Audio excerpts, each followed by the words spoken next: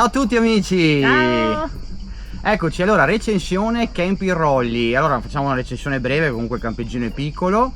E allora siamo a Manerba del Garda, quindi ci troviamo sulla parte bresciana del lago di Garda, che stiamo scoprendo molto volentieri, perché qui nella parte bresciana ci sono dei campeggini veramente piccolini con anche dei prezzi abbastanza, insomma, ottimi direi, e soprattutto anche sono sul lago. Adesso vi spieghiamo un attimo com'è il campeggio. Il campeggio è a conduzione familiare e ha delle piazzole molto larghe, soprattutto anche ombreggiate come la nostra, che ci ha messo veramente una bella posizione.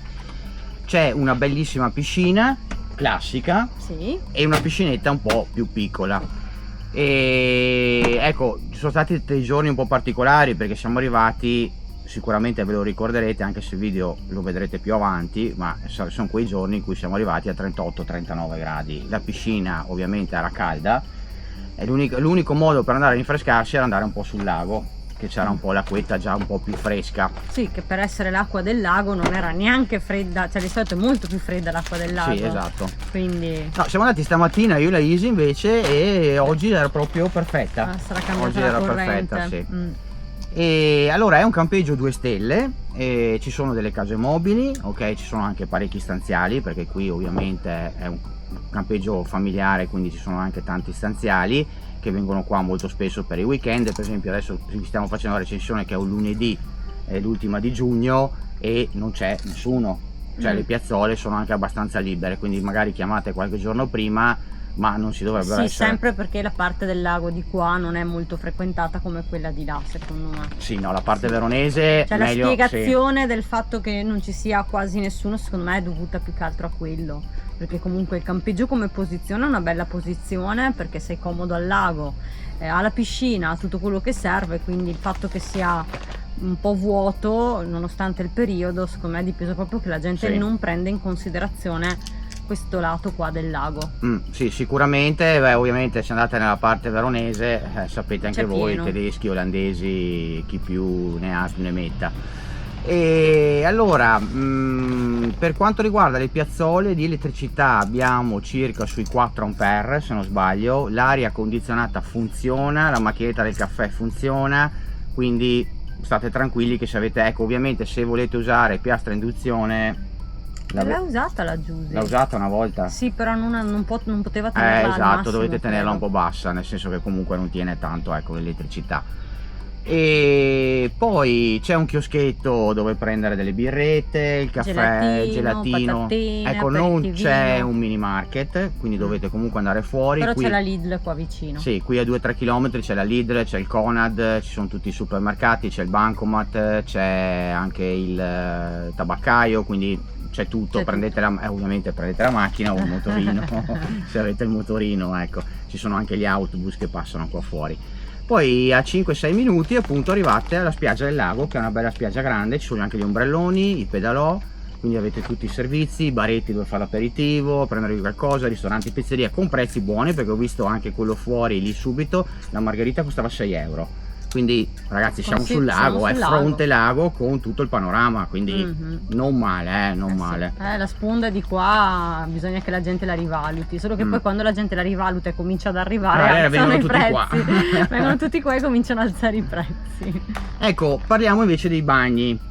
Ecco, l'unico punto che possiamo fare, allora io dico sempre la mia, per quanto riguarda i bagni, allora li ho trovati puliti, ok, puliti nel senso che comunque i WC e le docce sono pulite. I lavandini sono puliti. I lavandini, c'è anche il dosatore del sapone, se volete già presente, ci sono i lavelli per le pentole, tutte quelle cose lì, il lavapiedi, quindi anche per terra c'è pulito, non trovi potacci o robe del genere. Ecco, ci sono però due cose che ovviamente facciamo un appunto, magari se ci sentono magari possono migliorarlo. Da parte mia ovviamente la solita carta igienica che non c'è la carta igienica, quindi anche qui portatevela via da casa, andate quando fate la spesa, prendete la carta igienica.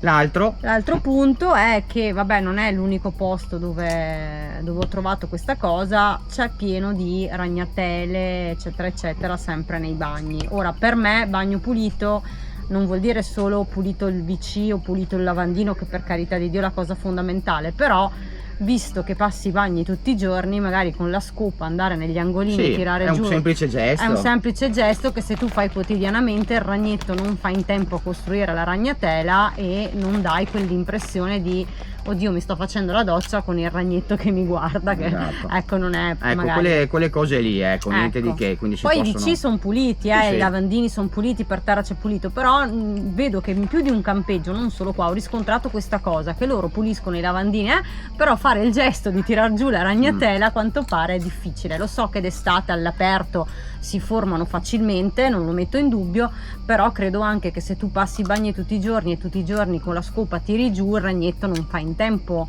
a Sì. ricostruirsene un'altra, quindi insomma a farsi i suoi giri, a farsi, nei capito, bagni. quindi insomma penso che il modo di eliminare queste ragnatele, anche se siamo d'estate, anche se siamo all'aperto, almeno all'interno dove ti siedi sul water, dove ti fai la doccia, insomma ecco, almeno togliere quelle lì, ecco, poi Sì. non si pretende magari Ecco, il quindi punto... anche nel campeggino del lago di Mi Iseo. stavo divagando troppo. No, vabbè, ma lei quando parli di ragnetti come su quello del lago di Iseo, se andate a vedervi la Sì, recensione. il ragnetto.